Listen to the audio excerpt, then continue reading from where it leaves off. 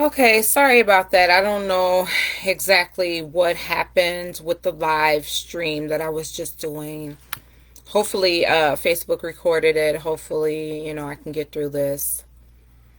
Um, so as I was saying before I was cut off, in case you didn't, um, I am a female MC, hip hop MC, and like I said, initially I was kind of like not feeling the WAP video. I still really think, not really feeling it.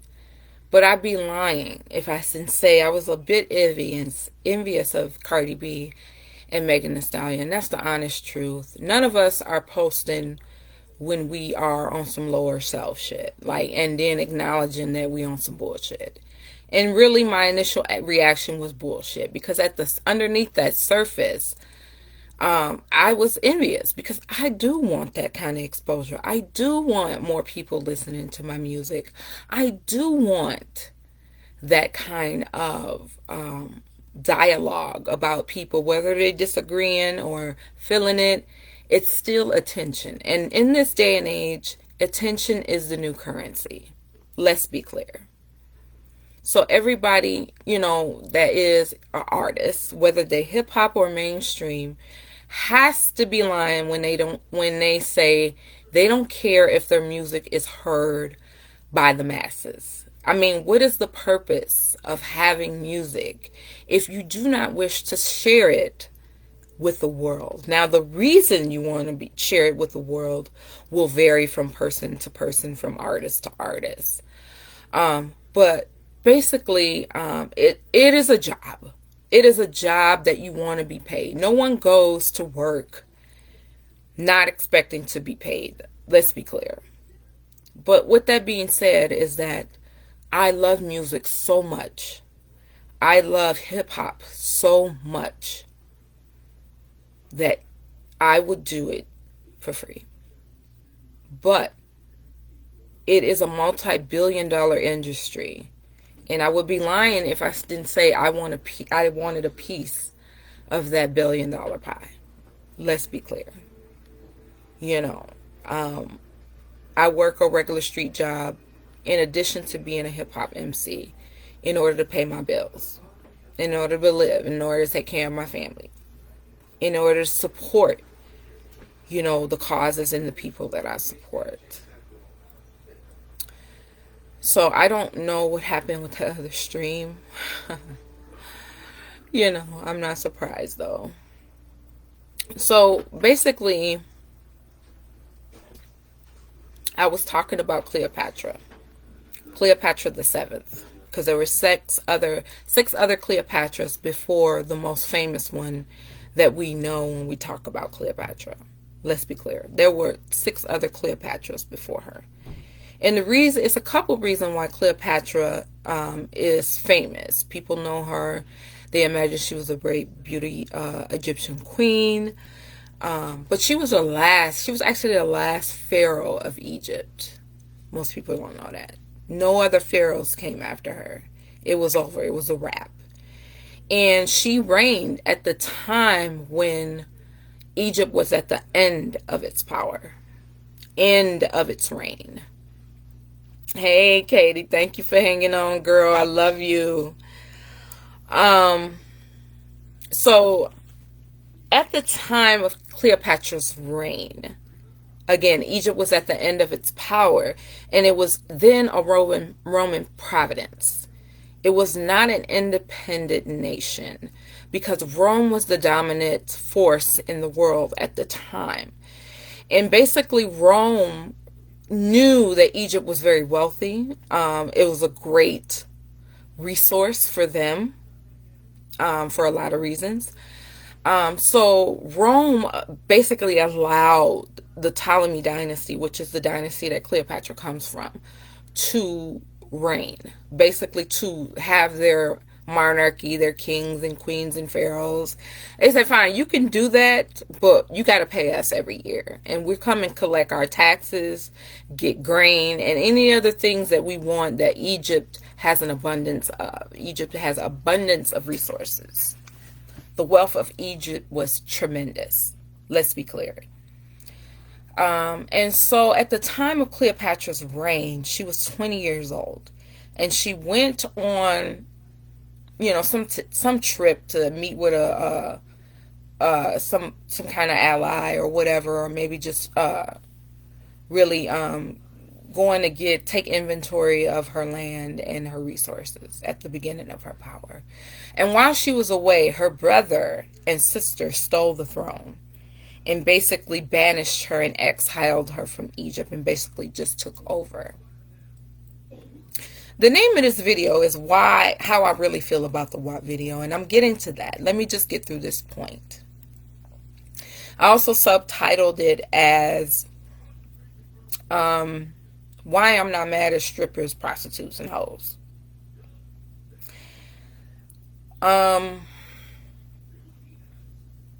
So Egypt was a Roman province.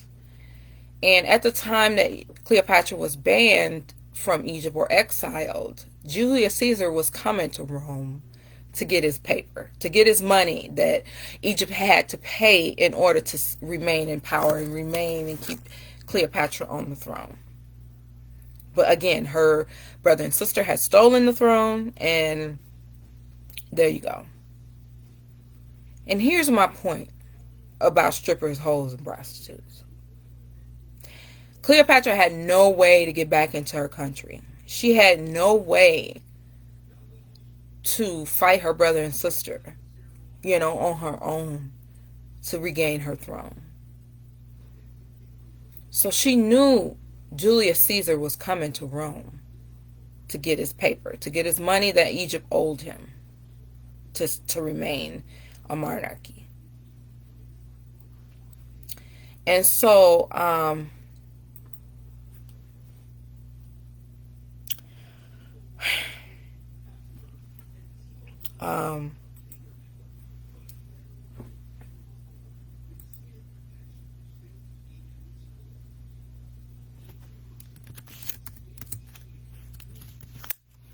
okay.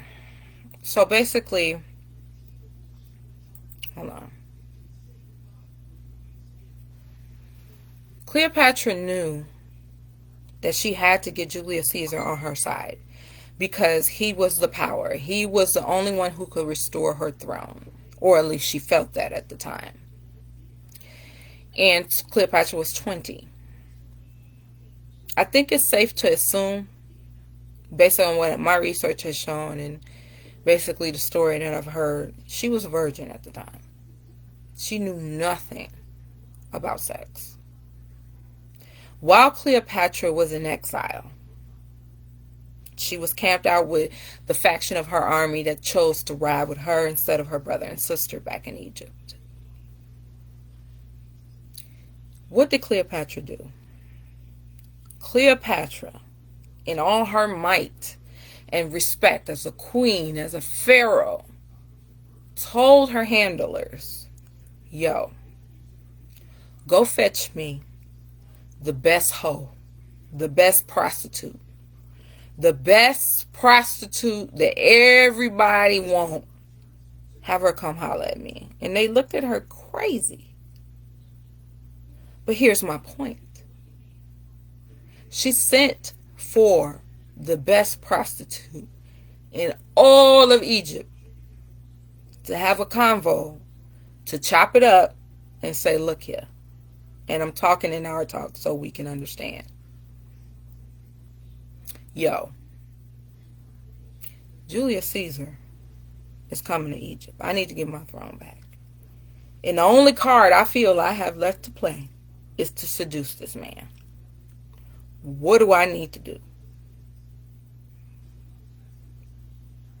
And the prostitute told her. And they chopped it up. About the art of loving a man, making love to a man, and seducing a man. Let's be clear.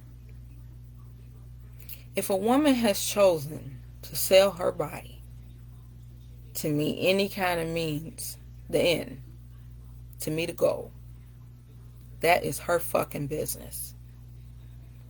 And historically, if you look back and follow Cleopatra's story, She almost destroyed Rome with the power of the WAP. Destroyed one of the most powerful empires ever known to walk this earth of man in ancient times. She almost brought it to its knees with her yoni, with her WAP, with her box, with her, excuse the expression, pussy. Now, she wasn't no bottom feeder. She wasn't no stripper. She wasn't a lowly woman. But yet, she understood the power of her stuff and almost destroyed Rome as a result. Now, earlier, I don't know if you guys caught the video earlier, I quoted Salt and Pepper. They have a song called None of Your Business. Look it up. They say, and I quote, "If I want to take a guy home with me tonight, it's none of your business. And if she want to be a freak and sell it on the weekend, it's none of your business." It's not. It's not. But as a female conscious hip-hop artist, the problem I have with WAP is not the song or either one of those artists, Megan Thee Stallion or Cardi B. The problem is the lack of balance in mainstream hip-hop. That's the issue I have. Cardi B and Megan Thee Stallion is not the first females to talk about. Come on, look, Kim, Foxy Brown. You know, they're not the first to do that. And the men can be vulgar too. They're not the first to do that.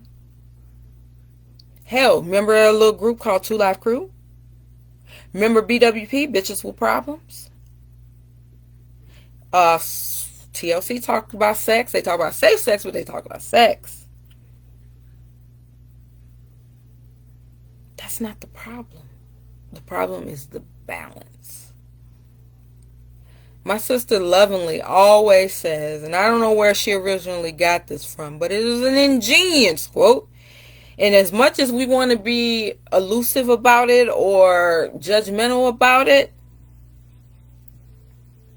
she says, my sister, I love her, pussy gonna sell when cotton and corn won't. Right. Make no mistake about it. Cotton and corn is one of the two highest cash crops in the world. People need clothes to put on their body. And if you know how much corn makes and all the products created from corn, it's in everything. Hell, it's even in the food that we feed the animals to cut and eat. Hamburgers and chickens and pigs, they eat corn. And the corn is in their bodies and we consume their bodies. Those of us who eat meat, corn is in everything. Cotton is needed to cover our bodies with clothing. If somebody was to ask me right now how I feel about WAP, I would just say balance. Throughout hip-hop's history, there was a balance of rap. In the 90s and late 80s, there was a variety of the type of rap music that was given exposure and airplay. In the example I talk about Cleopatra, understand, she had other ventures. She had other power. She had other roles other than a seductress. Most people don't know. She fought in her own wars. She picked up a sword and chopped heads off in some of her battles. Oh yes, she was a warrior queen. She spoke 7 languages. She ruled and brought Egypt much prosperity. But yet, only thing we know about her, most people know about her, is that she was the whore of the Nile. That's what the Romans called her. Because she had seduced Rome's two most powerful men and almost brought Rome to its knees. Let's be clear.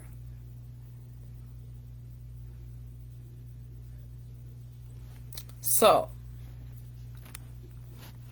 when I think about WAP, when I think about highly sexualized lyrics, I think about it in the terms and the example of Cleopatra.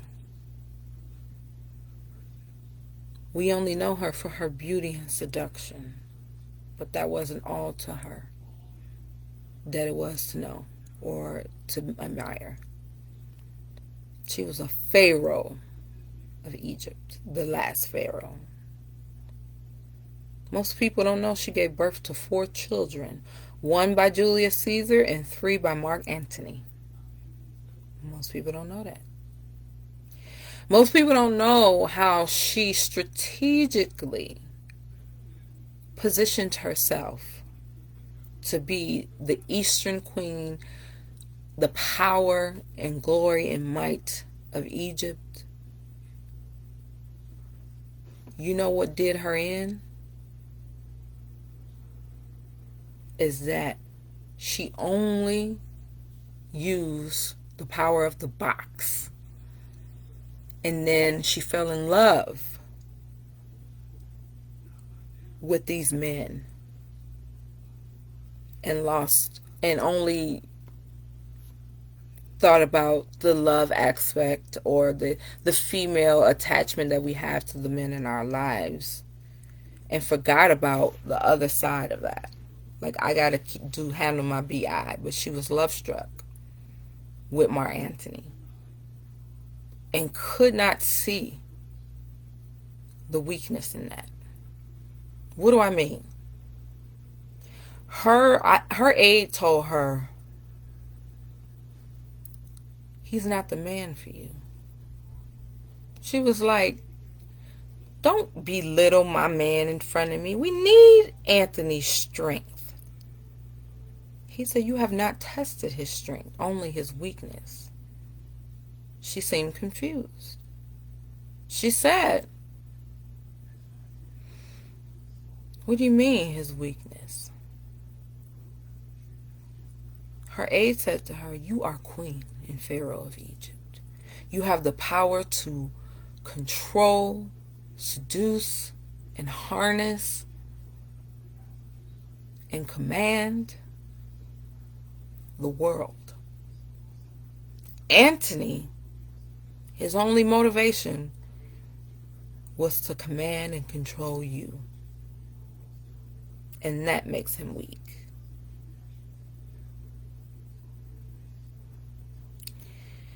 Yeah, so I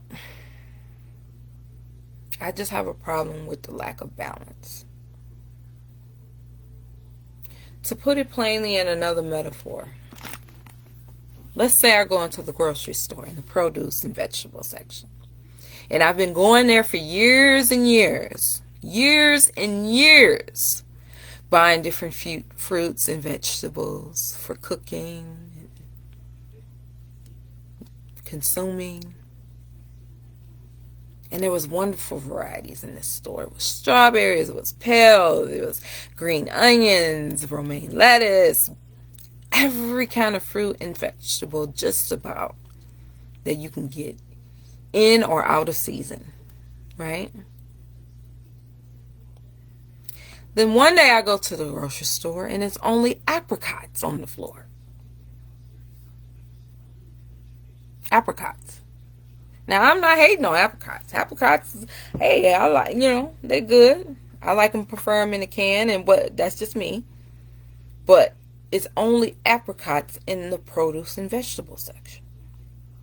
I look around, I'm like, where's the strawberries and pears and apples and tangerines and cherries and plums? And I talked to the manager who owns the store or works in the store, and He said, well, we only selling apricots because this is what sells. I'm like, well, people have been buying strawberries and pears and apples for years. For years.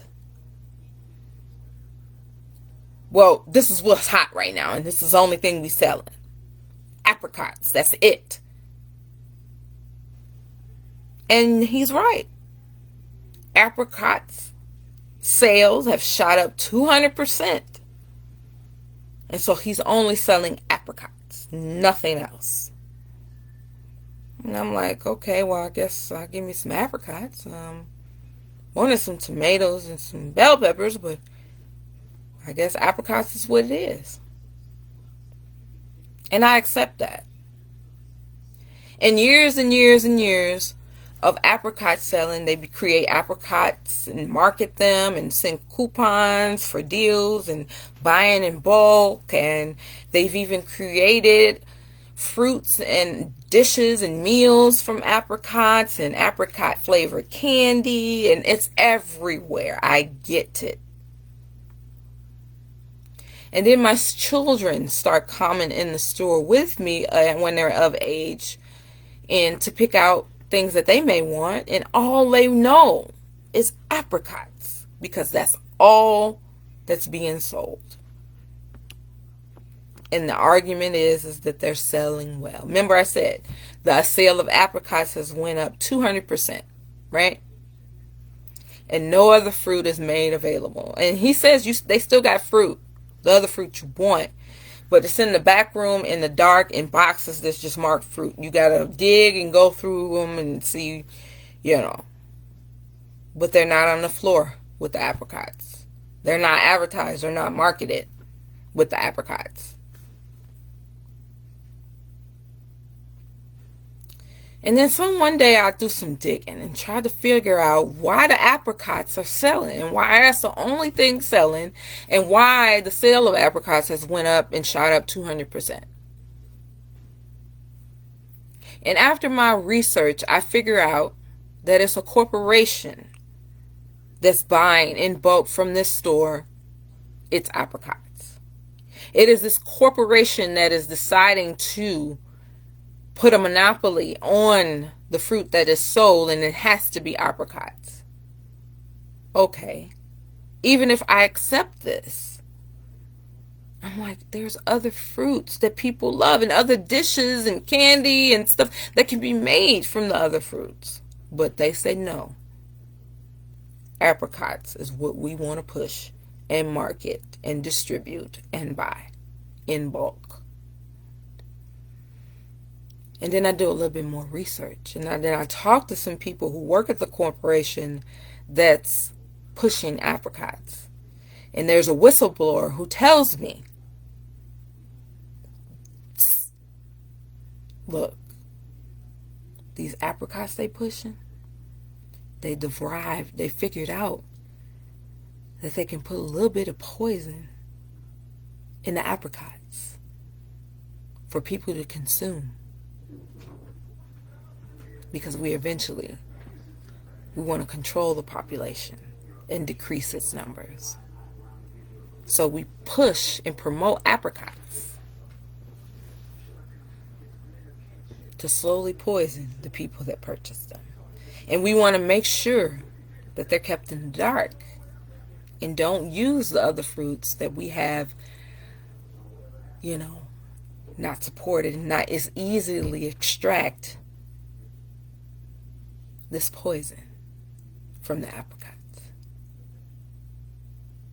And so I go back and I try to tell the owner of the store that, hey, they're deriving poison and creating fruit and pushing these apricots because there's poison in them. They want to kill people with them.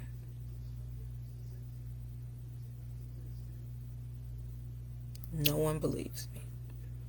Nobody wants to hear that. Because people love apricots. And the children love apricots. And this is all they've known, all they say. And they was like, nobody want to hear that. Nobody want no strawberries and bananas. That's just old. It's over with. It's whack.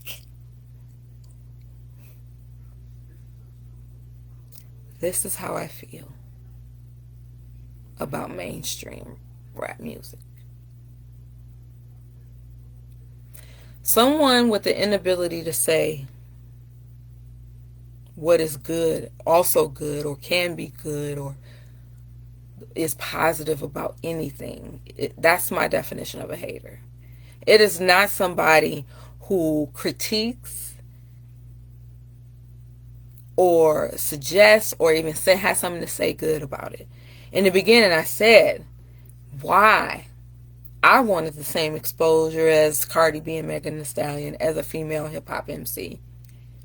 I also talked about the value and the historical context of what a hoe and a prostitute and a stripper has meant to history.